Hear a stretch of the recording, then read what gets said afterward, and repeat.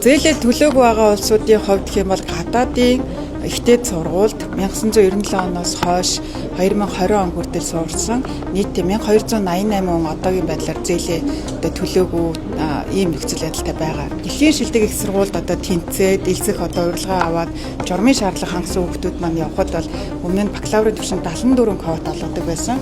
Түүний өмнөх жил 70 50 гэх мэт шин ер нь бол 50-аас буудаггүй байсан бол яг энэ 26 онд бол 10 болгож огцон болгосон байсан. Энэ маань бараг 90% болгож гэсэн. Төрлийн зээлийн сангийн санхүүжилтийн их усүр дутагдaltaй ийм хязгаарлагдмал нөхцөлд байгаа. Энийг өмнө нь бас ярьж байсан.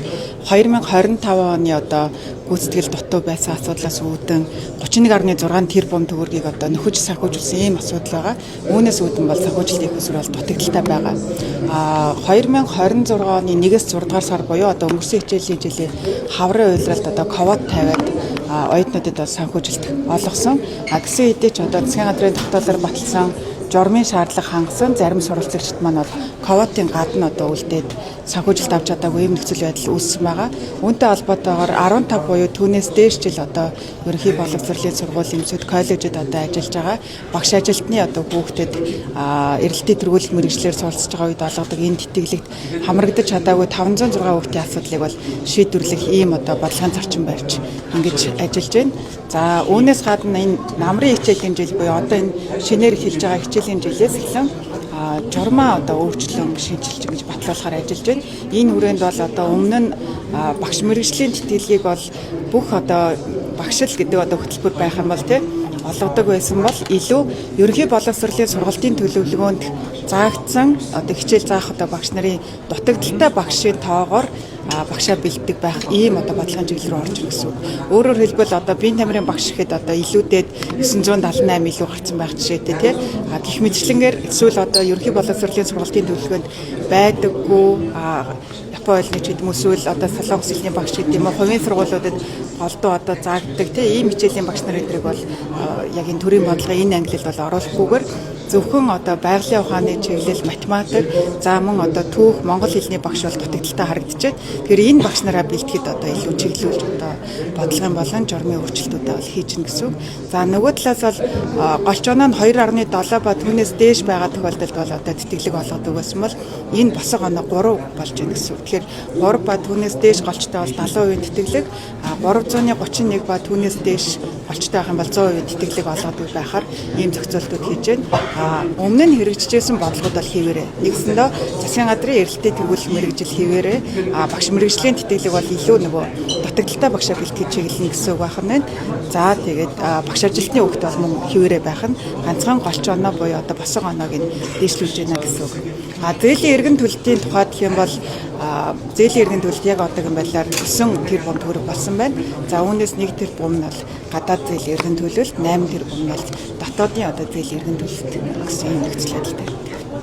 Ерөнхийлөгчийн илгээлийн эзэдийн санхүүжилт боловсролын зээлээс хамаас болж байна. Тий. Яг манай дээр хэрэгжиж байгаа тэтгэлэг, зээл, боцлогоо тусламж гэсэн ийм хөтөлбөрүүд байгаа. За дотооддоо бол орон нутгийн хөнгөлөлт гэсэн ойлголт байгаа. Өөрөөр хэлбэл орон нутагт суралцж байгаа оюутнуудад бол 50% төлбөрийн хөнгөлөлтийг бол бас үзүүлдэг. За гадаадад бол сая таяллаа тэтгэлэгт бол ерөнхийлөгчийн илгээлт буюу ерөнхийлөгчийн тэтгэлэг хөтөлбөрүүд бол байдаг. За энэ хүрээнд бол энэ жил яг 300 оюутан бол гадаадын ихтэй сургуульд суралцахаар эхнийх нь бол явсан. Үлдсэн бүх оюутнууд маань энэ 8 сарын 26-ны өдөр явхаар ингээд төлөвлөгдөд явж гэнэ гэсэн. Дэлхийн 20 улсад бол энэ оюутнууд маань суралцахаар болж байгаа гэсэн. Тэгсэн хавар цагтаа ордоггүй, стипенд нь ордоггүй, стипенд авахгүй байх гэх мэт асуудал их үүссэн шүү дээ. Тэгэхээр энэ асуудал яагаад цагтаа ордоггүй юм бэ?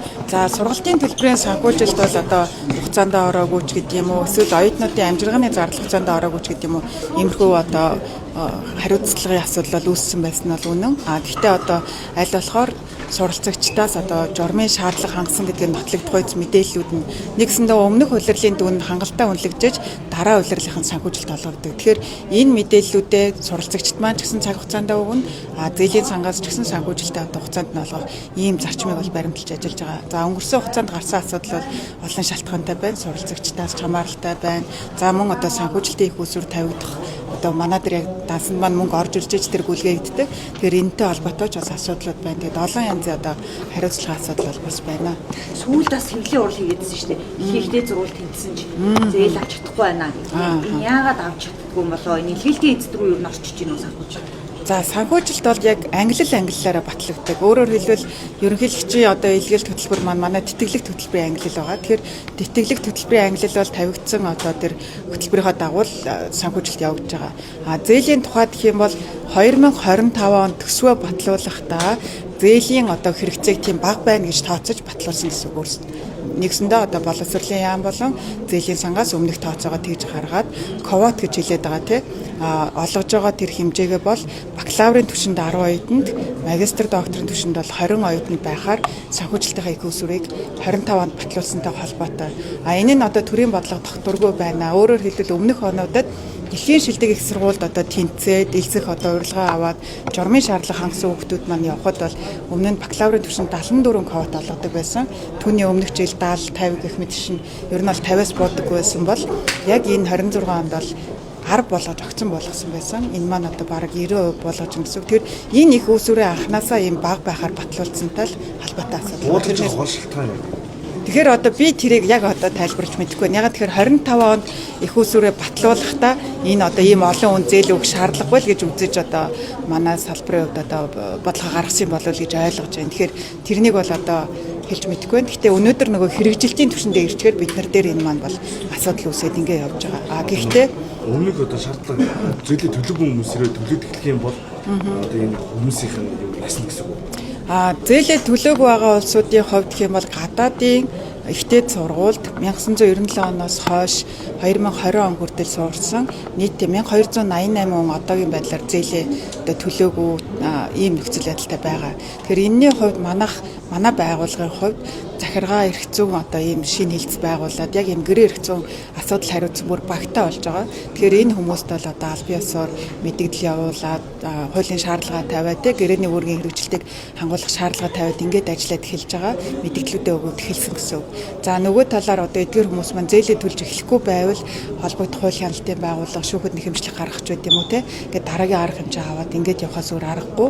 Гэхдээ одоо хүчин төгөлдөр мөрж байгаа журмаараа бол 20 жилийн хугацаанд график байгуулад төлөх ийм зохицуулалтайгаа 20 хүртэлх жилийн хугацаанд тийм. Тэгэхээр эдгээр хүмүүс одоо бүгд хариуцлагатайгаар зээлээ төллөөч гэсэн 240 тэрбумыг бид нар ингээд 20 жил хуваагаад үзэх юм бол жилд 12 тэрбум л болж шүү дээ. Тэгэхээр бүгд хариуцлагатай төлөөгд максимумдаа 12 тэрбум төгрөгийг бид нар одоо цуглуулах ийм одоо бодит боломж нөхцөл байдалтай байна гэсэн үг журмаараа бол гэхдээ огт төлөхгүй байгаа энэ асуудлыг бол ямар ч байсан ингээд төлдөг байх ийм одоо хариуцлагын механизмыг бол ажилуулад эхэлсэн. Зээлээ төлөхгүй байгаа одоо яг эдгээр хүмүүс дандаа гадаад ихтэй сургуульд одоо сурсан хүмүүс байна уу? Эсвэл гадаад ихтэй сургуульд одоо суралцаад зээлээ төлөхгүй байна уу? Ер нь гадаад ихтэй сургуульд сурахад нэмэлт үзүүлж байгаа байдал нь ер нь хэдэн үе нийцэж байгаа нэг За бид нар одоо дотооддоо давхарцсан тоогоор 20,000 оюутанд үйлчлэл үзүүлж байна. Яг энэ жилийн тухайд. Гадаадд бол 2,000 байна. Тэгэхээр энэ бол одоо ингээд 10 дахин олон одоо хүүхдэд бол үйлчлэгээ үзүүлж байна гэсэн үг тийм. Зардлын хувьд нөгөө дотоодд үзүүлж байгаа үйлчлэгээний маань санхүүжилт харьцангуй бага байдаг учраас одоо гадаадтай харьцуулахад бага байгаа учраас олон хүнд үйлчилж чадж байна. Тэгэхээр зардлынхаа хуваар бодоод үзэх юм бол 50% нь яг дотооддоо 50% нь бол гадаадын одоо энэ сургалтын тэтгэлэг болон зээл бусад их усүрт одоо зарцуулж байна гэж ойлгож байна. Сая миний дурдсан зээлээ төлөхгүй байгаа иргэдийн тухайд бол би гадаадд суралцаж ирээд зээлээ төлөхгүй байгаа иргэдийн тухай ярьж байгаа. Дотоодд суралцаад